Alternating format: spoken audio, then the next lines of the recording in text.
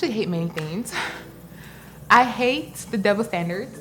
I hate when the community is telling the women to settle, but you're not telling your son to settle. I got all these sons of Pharaoh out here just doing whatever they want to do, and you're telling us to just settle. He treats you right. He's good for you. How do you know? How do you know he's good for me? How do you know? I hate double standards. I hate when they're like, you know what? Looks isn't everything. But then you tell Bobby that he needs to get a pretty girl that's going to give you pretty grandbabies. What's about me?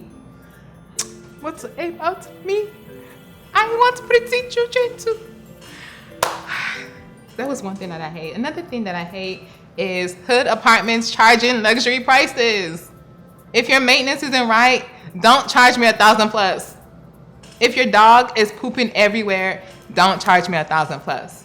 If the gate is always broken, don't charge me $1,000+. I don't care about the garden tub.